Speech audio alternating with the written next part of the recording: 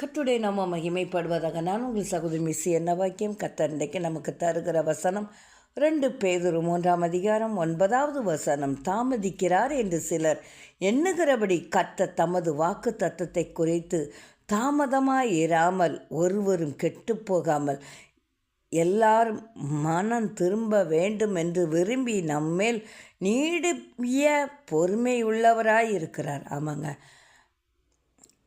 தாமதிக்கிறார்னு சொல்லி நீங்கள் கவலைப்பட்டு கொண்டு இருக்கிறீங்களோ? நீங்கள் எதிர்பார்த்த நன்மை தாமதமாவதுனால சோர்ந்து போயிட்டீங்களோ? இல்லை இந்த அற்புதம் என் வாழ்க்கையில் நடக்காது என்று சொல்லி நீங்கள் கலங்கி போயிருக்கிறீங்களோ? இதோ கர்த்தருடைய வார்த்தை உங்களை நோக்கி வருகிறது. தாமதிக்கிறாருங்கிறனால நீங்கள் ஒன்றும் சோர்ந்து போக அவசியம் இல்லைங்க.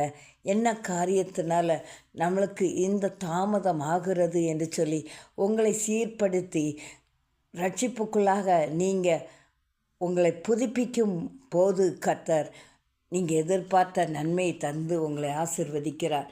அவரால் கூடாத காரியம் ஒன்றில்லை. என்னென்ன காரியத்துக்காக நீங்கள் தேவனிடத்தில் காத்திருக்கிறீங்களோ, வாக்குத்தத்தங்களை வைத்து கொண்டு ஜெபித்து வருகிறீர்களோ, அது எல்லாம் கர்த்தர் இன்றைக்கு தரும்படியாக காத்திருக்கிறார். எப்போனா நீங்கள் மனம் திரும்ப வேண்டும் என்று எதிர்பார்க்கிறார். ஒரு சில காரியங்களில் உங்களிடத்தில் ஒரு மாறுதல் வேண்டும் என்று தேவன் விரும்புகிறார். இன்றைக்கு நீங்கள் அந்த காரியத்தை செய்யும்போது கர்த்தர் அந்த அற்புதத்தை செய்ய வல்லவராயிருக்கிறார். ஆமாங்க, ஒரு சில காரியங்கள் நம்முடைய ஆசீர்வாத தடைக்கு காரணமாக மாறிவிடுகிறது.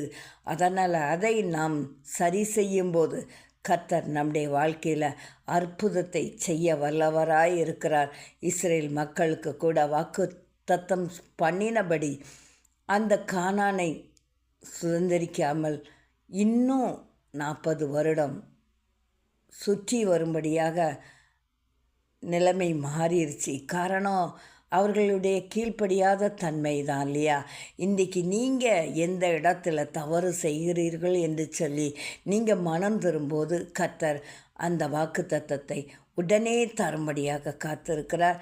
கர்த்தர் தாமே இந்த வார்த்தை ஆசீர்வதிப்பாராக.